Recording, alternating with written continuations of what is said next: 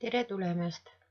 Räägime loovtöö vormindamisest Kärla põhikooli juhendi järgi. Alustaksin tiitellehest. Olulised osad, mis on tiitellehel, on kooli nimi, loovtöö pealkiri ja need andmed. Ja mainiksin ette kohe ära, et kogu informatsioon, mis tiitellehel moodustub, peab asuma 1/3 sellel A4 tiitellehel ehk et päris siin ülalpool. Ja alustame kõigepealt fondi muutmisega. Tiitelleht vormindatakse normaallaadis. Me kindlasti ei pane teda sellepärast siit neid stiile või laade, et kui need on siin vormindatud, siis jooksevad need kohe sisukorda sisse. Aga tiitelleht ise sisukorras käia ei tohiks. Nii, vormindame üldiselt ära, meil on Times New Roman. Ja võtame siis suuruseks, hetkel on üldiselt 14, aga pealkiri erineb. Joondus on meil keskel.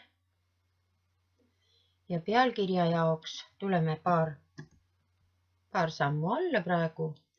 Ja pealkirja suurus on kirjutatud suurtähtedega. Ja suuruseks on meil 18 ja paks. Nüüd koostaja ja juhendaja. Joondus on paremal. Toome selle ka natukene paar sammu alla. Kohe vaatame, kuhu ta asetsema jääb. Nii. Võib-olla tuleb veel selline üldise suuruse muutmine, vähendamine, aitab lehe üldpilti vaadata. Sobib. Ja asukoht, see tähendab, et siis tiitellehel on kirjutatud, kus on see koostatud. Kärla ja aastaarv, no paneme 2017, mil ma praegu juhendit koostan. Ja tulen sellega allapoole. See asetseb meil lehe all servas.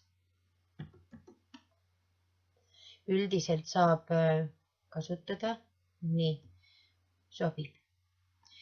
Järgmisena paneme nüüd tööle lehekülje numbrid. Leiame siin menüüs lisa, lehekülje number. Meil on ta kokku lepitud lehekülje lõpus paremas nurgas.